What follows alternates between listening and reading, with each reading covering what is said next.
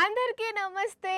గరం గరం వార్తలకి స్వాగతం. ఇయాల కూడా మీకోసం చాలా వార్తలు పట్టుకొచ్చినాం. అంతకంటే ముందుగాల హెడ్లైన్స్. ఇసుకల దోస పుల్ల ఆటలాడినరు అక్కలు, ఈ రకంగా తెలిపినరు నిరసనలు. ఈ అన్న చేతికి 15,000 రాఖీలు, సంతోషంగా కట్టినరు అక్క చెల్లమ్మలు. ఈ షాప ఉన్నది 500 కిలోలు, మోసుకొచ్చమ్మిండ్రు మత్స్యకారులు. రోడ్డు మీద ఏనుగు చేసింది ఆగమాగం, మస్తు భయపడ్డారు జనం. వాన సాగు చెప్పి పని తప్పించుకుంటున్న రాజేషు. రాత్రి నుంచి ఫుల్ జలుబు దగ్గు. వర్షాలు చేయబట్టి పబ్లిక్ ఎంత గోస పడుతున్నారు ఏందనేది అర్స్కరమ్మని చెప్పిన రాజేష్కు. మరి ఆ పని చేసిండో ఏందో కనుక్కుందాం. అరే నాకు అర్థం కాదు, సెలూన్కి పోయినాం అనుకో కింద మొత్తం ఎంటికలు పడి ఉంటాయి, ఏదన్నా గరేజ్కి పోయినాం అనుకో కింద మొత్తం ఆయిల్ పడి ఉంటుంది. కానీ ఈ బ్యాంకులకు ఏం రోగమో కదా, ఎన్నిసార్లు పోయినా ఒక్క నోటన్నా కింద పడి ఉండదు. ఏ బాగొచ్చింది, రీల్ అర్జెంటుగా పోయి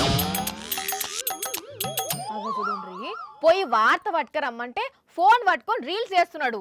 ఓ సన్నాసి, నాకు వార్త తెస్తా అని చెప్పినా కదా. వానల మీద వార్త తీసుకురమ్మన్నా ఏమాయే? 1 గంట నుంచి ఒకటే దగ్గు వాణి. ఒకటే దగ్గని 2 సార్లు ఎందుకు దగ్గుతున్నావు మరి? ఆహా, ఇంతసేపు రీల్స్ చేసుకుంటున్నావు, నేను కనిపించగానే దగ్గొచ్చిందా నీకు? నిజం వాణి, రాత్రి నుంచి ఫుల్ జలుబు దగ్గు. కళ్ళు చిదంబరం చెప్పు. ఇంకా వార్తనంగానే వాంతులు విరోచనాలు అన్నీ అయితాయి కదా నీకు.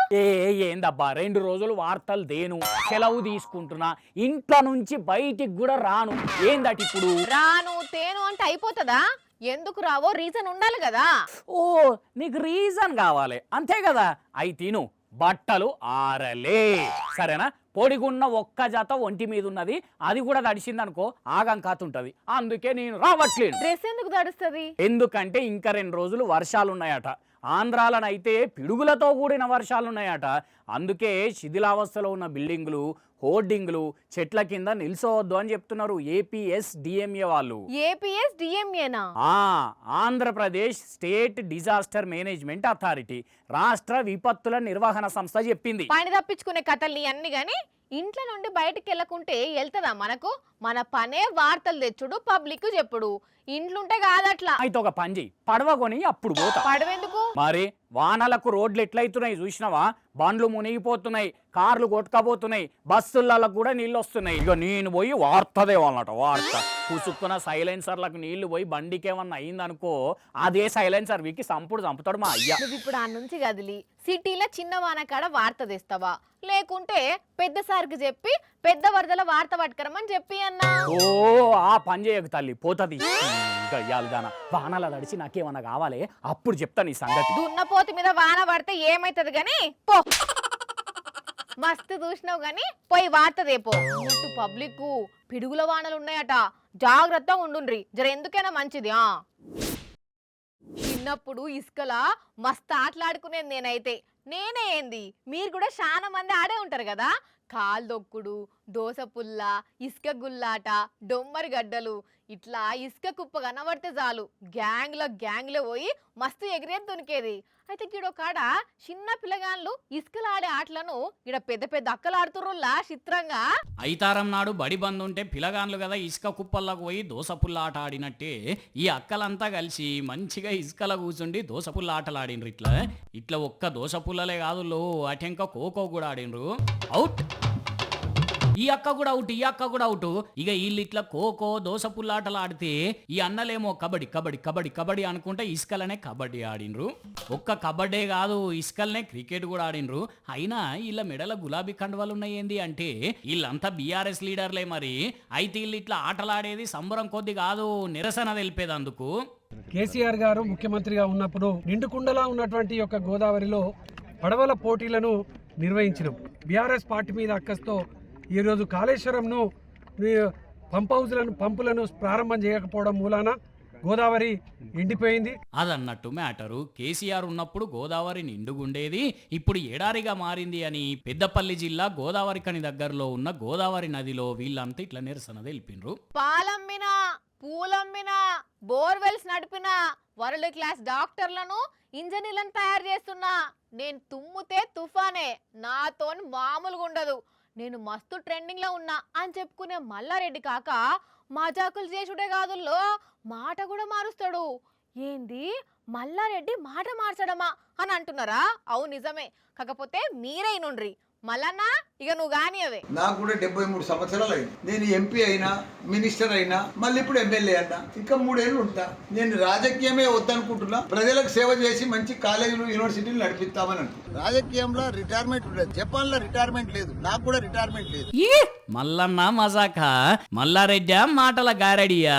అర్థమైంది ఆనులా మల్లారెడ్డి మాటల్లున్న మర్మం. నిన్నటికి నిన్ననేమో నాకు 70 ఏండ్లున్నాయి, ఇంకొక 3 ఏళ్ళు ఎమ్మెల్యేగుంటా, ఇప్పటికే ఎంపీ అయినా, మంత్రినైనా, ఇప్పుడు ఎమ్మెల్యేగున్నా, ఇంకెందుకు ఇక రాజకీయం, నాకు వ్యాపారాలు చేసుకుంటా అన్నాడు. మళ్ళా 24 గంటలు గడవక ముందే ఇగో ఈ మాట అనుకొచ్చిండు. నేను అనలేదయా నిన్న రాజకీయంలో రిటైర్మెంట్ ఉండదు. కానీ ఏమన్నా నాలుక మడతేసిండా మల్లన్న? ఏమో 73 ఏండ్లు వచ్చే నిజంగానే నిర్ణయం మార్చుకొని పురాగా వ్యాపారంలో తెలివి చూపెట్టి ఇంకింత మోతెవరైతాడు అనుకుంటే రాజకీయాలే, వ్యాపారాలే అనుకొచ్చి మళ్ళా పోటీ చేసేదే అన్నట్టు మీనింగ్ తీసిండు. మరి ఇంతటితోనే ఆగిండా అంటే జపాన్ దేశాన్ని ఎత్తుకున్నాడు. జపాన్ లో రిటైర్మెంట్ లేదు, నాకు కూడా రిటైర్మెంట్ లేదు. వా ఏం తెలివి, ఏం ఇకమతి పోండి. జపాన్ లో రిటైర్మెంట్ ఉండదు, నాకు వాళ్ళే ఆదర్శం, జపాన్ ను ఆదర్శంగా తీసుకొని అడుగులేస్తున్నా అన్నట్టు మాట్లాడుకొచ్చిండు. మరి నిన్న మల్లన్న రాజకీయాల నుంచి తప్పుకుంటానన్నాక బీఆర్ఎస్ పార్టీ నుంచి ఇట్లా డైహార్డ్ ఫ్యాన్స్ ఫోన్ చేసి మాట్లాడినరో, పెద్ద లీడర్ల కెంచి ఇట్లా ఫోన్లు పోయినాయో తెలియదు గానీ ఇన్ని రోజులు నవ్వుకుంటా రాజకీయాలు చేసిన మల్లన్న ఇప్పుడు అసలైన నాలుక మడతేసే రాజకీయం చేసిండు అని అంటున్నారు. నిన్నీయాల మల్లన్న మాటలు ఇన్నోళ్ళు. నాకు కూడా 73 సంవత్సరాలు అయింది. నేను ఎంపీ అయినా, మినిస్టర్ అయినా, మళ్ళీ ఇప్పుడు ఎమ్మెల్యే అన్నా. ఇంకా 3 ఏళ్ళు ఉంటా. నేను రాజకీయమే వద్దనుకుంటున్నా. ప్రజలకు సేవ చేసి మంచి కాలేజీలు, యూనివర్సిటీలు నడిపిస్తామని అనుకుంటున్నా. రాజకీయంలో రిటైర్మెంట్ ఉండదు. జపాన్ లో రిటైర్మెంట్ లేదు, నాకు కూడా రిటైర్మెంట్ లేదు. చిన్న షేపని చూసుంటారు, పెద్ద షేపని చూసుంటారు, ఇంకా పెద్ద షేపని చూసుంటారు, తిని కూడా ఉండే ఉంటారు కదా. అయితే ఇప్పుడు మాత్రం మీరు చూడబోయేది చిన్న సన్న షేప కాదుల్లా, అట్లుంటది. మరి నిజంగా చెప్తున్నా, చూస్తే మాత్రం నోరెళ్ళ పెడతారు పక్కా. అవు అట్లుంటది. మరి ఇంతకు చేప ఎక్కడా అంటారా? బాహుబలి చేప. ఎస్, బాహుబలి చేపనే. చూడుర్రి ఎంత పొడుగున్నదో, ఎంత దొడ్డున్నదో, ఎంత వజన్ ఉంటుందో. 15 అడుగుల పొడుగు, 500 కిలోల బరువు ఉన్నదట. ఇక ఈ చేప గురించి చెప్పుకోవడం ఒక ఎత్తు అయితే, ఈ చేప పండ్లు చూస్తే ఇంకో ఎత్తు. అట్లున్నాయి. మరి అన్న ఒకసారి చూపెట్టే దాని పండ్లు. అమ్మ బాబోయ్, తక్కువ పెద్దగా లేవు కదా. ఒకవేళ మనిషి కాలో చెయ్యో ఈ చేప కనుక అందుకుంటే అంతే సంగతి, పరపర కొరికేస్తుంది పోర్రి. అనకాపల్లి దగ్గర చేపలు పడుతుంటే ఆ వలకి ఎక్కిందట. ముందుగాల వల లేదో పడ్డది, చేప కదా అనుకున్నారట. కానీ తీరా చూస్తే ఇంత పెద్ద చేప అతి కష్టం మీద పడవలకు కట్టుకొని ఒడ్డుగేర్చిండ్రు. అటంకి ఇట్లా కావడికి కట్టి మోసుకొచ్చిర్రు. 34,000కు ఒక వ్యాపారిగా ఉన్నాడట. కానీ ఈ నడిమిట్ల పడ్డ చేపలల్లా ఇది బరోబ్బరి బాహుబలి చేపనే పోన్రి. అసలే ఈ వారం రోజుల నుంచి అంత సల్లసల్లగా ఉంటున్నది. ఎప్పుడు వాన పడుతుందో అర్థమైతలేదు. ఇక వాన పడు మొదలు పెడితే అస్సలకి ఆగుతలేదు. రోడ్లు లేని కాడ మస్తు అవస్థలు. అడుగు తీసి అడిగేయాలంటేనే భయపడే పరిస్థితి. అందుకే ఇడో కాడ ఏం చేసి రోజుడుండ్రి చూసినరానుల్లా. అసలే ఇక్కడ రోడ్లు లేవు, ఆ ఉన్న రోడ్డు చినుకులు పడేసరికి అంతా ఆగమాగమైంది. అందుకే ఈ అక్కని ఇట్లా ఎత్తుకపోయినరు. మరి ఈమె నడవదా అంటే నిండు గర్భిణి, పురిటి నొప్పులు వచ్చేసరికి 108కు ఫోన్ చేస్తే వీళ్ళు ఇంటి దాకా రాలేకపోయిందట అంబులెన్స్. అందుకే ఇట్లా ఆ అంబులెన్స్ వాళ్ళే 2 కిలోమీటర్ల దూరం ఎత్తుకపోయినరు. సంగారెడ్డి జిల్లా నాగలిగిదది మండలం శాంతినగర్ తండా పరిధిలో ఉన్న మునియానాయక్ తండా ఇది. అక్క పేరు కౌశీబాయి. ఇప్పుడు ఈ తండా వాళ్ళు మస్తు కోపం చేస్తున్నారు. అరే ఓట్లప్పుడు అందరు వస్తారు, అన్నీ చేస్తామంటారు, ఓట్లు అయిపోయినాక ఎవ్వరు మా ముఖమే చూడరు అని గరం అవుతున్నారు. మరి కాదానుల్లా, ఈ మోసుకపోయే అన్న కాలు జారినా ఎంత కథ అవుతుంది. అట్లా కాకుండా పొట్టతోనున్న ఈ అక్కన అట్లా ఈపు మీద ఎత్తుకుంటే ఎంత డేంజరు. కాకుంటే అదృష్టం మంచిగుండి ఏం కాలేదట, పన్నంటే ఆడిబిడ్డ పుట్టిందట. కానీ ఎప్పుడు తీరుతాయో ఈ గిరిజనుల కష్టాలు ఏమో. ఇలా కండ్ల కారం కొట్ట, ఇలా రెక్కలకు రేగంప కొట్ట, ఇలా కాలిరిగిపోను, ఇలా తాడిదెంప, ఏం మనుషులు అయ్యా. ఓ వాణి, అంతగానం ఎవరిని తిడుతున్నావు? ఏంది కథ అంటే, కథ ఏందో మీకే కాసేపైనా అర్థమవుతుంది కానీ ఇంగో తిట్టేదైతే గీ బద్మాష్గాళ్ళని చూస్తున్నారు. అనుల్లా ఇలా దొంగ ముఖాలుగా ఆలిపోను.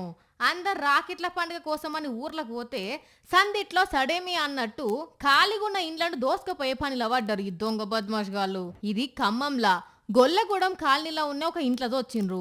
మరి ఎంత చదిరినా ఏం ధరగలే దొరకలేదు కావచ్చు. సప్పుడు చేకే వెళ్ళిపోయిండ్రట. కానీ అదే బంగారమో ఎండో పైసలు ఉంటే పట్టకపోదురు కదా. ఇప్పుడు ఇదంతా సోషల్ మీడియాలో వైరల్ అవుతుంటే, అమ్మో ఈ దొంగలేంద్రా నాయనా, రేపట్ల మన ఇంట్లో కూడా పడితే పరిస్థితి ఏందని భయపడుతున్నారు ఖమ్మమోళ్ళు. అందుకే పబ్లిక్ ఇంట్లో అందరెటన్నా ఊరికి పోతే పక్కింటోళ్ళను ఒక కన్నేసి ఉంచమనుండ్రి. అట్లనే పోలీసులకు ముందే ముచ్చట చెప్తే ఇంకా మంచిది, సరేనా?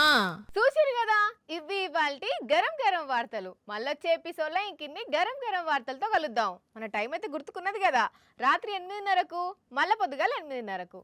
మర్చిపోకుండా చూడుండ్రి. టాటా.